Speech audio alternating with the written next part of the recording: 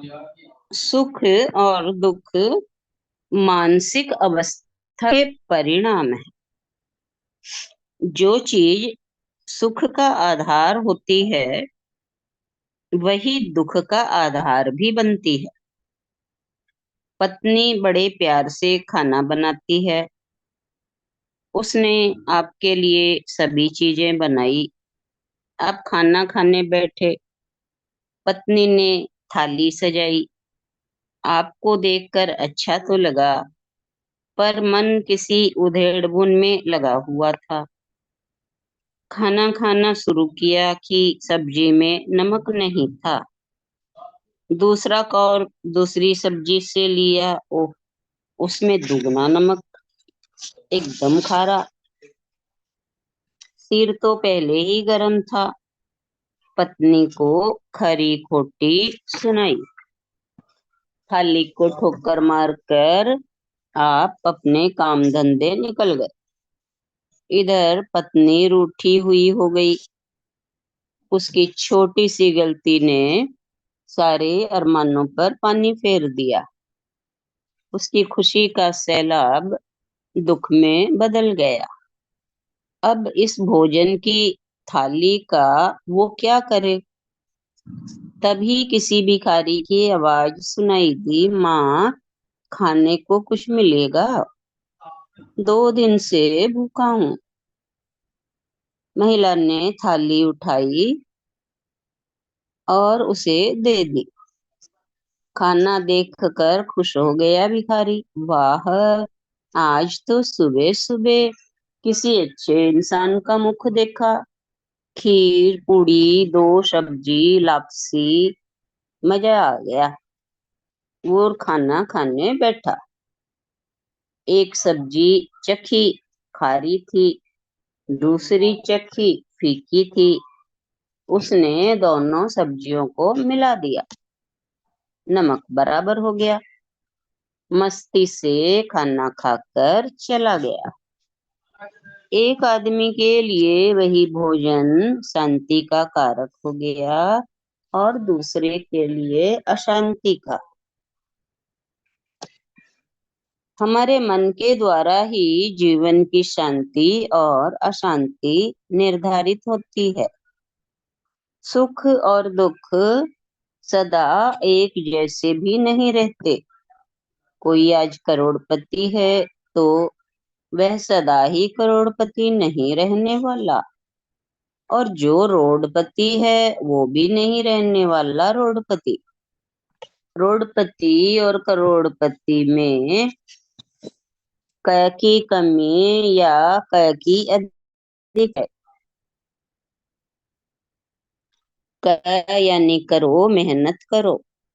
मेहनत करोगे तो रोडपति से करोड़पति हो जाओगे, और करने से जी चुराओगे तो करोड़पति का क माइनस हो जाएगा और रोडपति रह जाओगे। सुख और दुख साइकिल के 2 पहिए हैं। कभी ऊपर, कभी नीचे। कभी सर्दी, कभी गर्मी। कभी धूप, कभी छाया। जहाँ हानि है वहाँ लाभ भी है।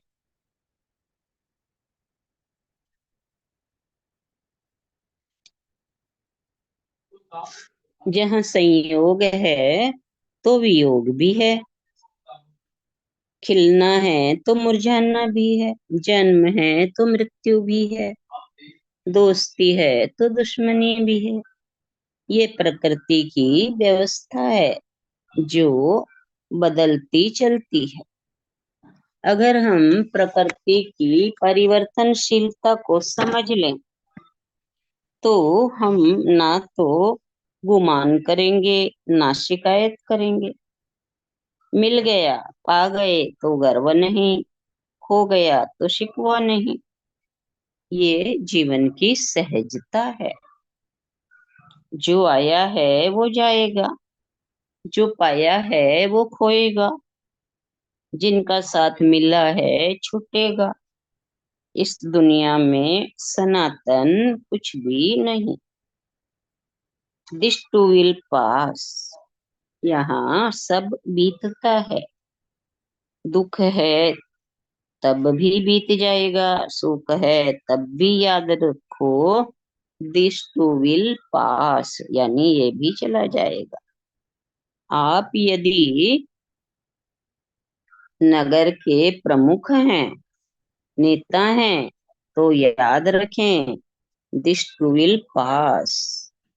करोड़पति भी ध्यान रखें, दिस टू विल पास।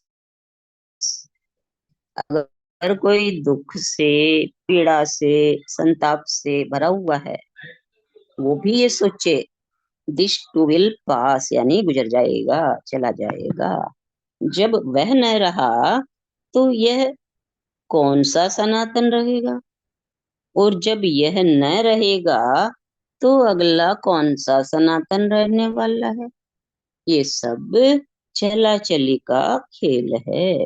इसलिए सहजता से जिए, यानी न गुमान करें, न शिकायत करने वाला सहजता से जीता है, इसमें भी खुश, उसमें भी खुश। पिता ने अपने 3 पुत्रों के बीच धन का बंटवारा कर दिया। बड़े को जमीन जायदाद, बीच वाले को अपना सारा धन, छोटे को अपना व्यापार। उसके परिवहन का व्यापार था, जहाजों से माल आता जाता। चुटके से पिता ने कहा, मैं तुझे 9 परिवहन का व्यापार देता हूँ, लेकिन तू अभी छोटा है, तुझे अनुभव नहीं है, इसलिए तुझे एक चीज और देता हूँ। ये कहकर पिता ने अपनी उंगली में पहनी हुई अंगूठी निकाली, छोटे बेटे को देते हुए कहा, बेटा, जब भी तुम्हें लगे कि बड़ी मुसीबत की घड़ी आ गई है, तब तुम इस अंगूठी को खोलना। इसमें तुम्हारे लिए मैंने जीवन का बहुत बड़ा संदेश लिखा है। बेटे ने कहा, पापा अभी खोल कर देख लूं? पिता ने कहा, नहीं, अभी खोल कर देखा तो इसका कोई मूल्य नहीं होगा। इसे तो तभी खोलना जब तुम पर मुसीबत आ जाए। समय बीतने लगा। पिताजी चल बसे। बेटे का व्यापार भी ठीक चल रहा था कि एक दिन उसे खबर मिली कि समुद्र में उसके 3 जहाज डूब गए। एक साथ 3 जहाज डूबने का ऐसा सदमा लगा कि आत्महत्या करने की सोची और निराश हो गया। तीनों जहाजों का जरा भी माल नहीं बचा। घबराया कि लोगों का पैसा कैसे चुकाऊंगा, इससे तो अच्छा है कि मर जाऊं।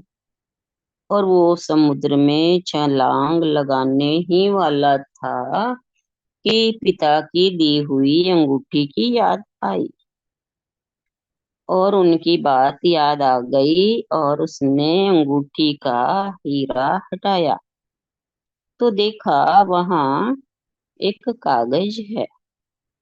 उसने कागज खोला और उसमें लिखा था, बेटा, धीरज रखो, ये वक्त भी बीत जाएगा। इतना सुनकर उसको बड़ी सांत्वना मिली और वो वापस घर आ गया और धीरज से अपना व्यापार करा। वक्त बदला और फिर से वो उन्नति की ओर बढ़ने लगा।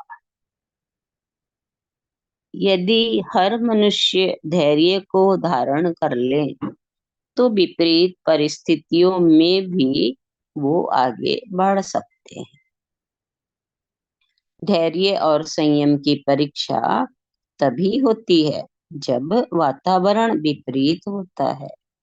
विपरीत वातावरण में जो लोग स्वयं पर संयम रखने में सफल हो जाते हैं, वे ही अपने मानसिक स्वास्थ्य, शांति और आनंद को बनाए रखने में सफल हो सकते हैं। इतना ही लेंगे।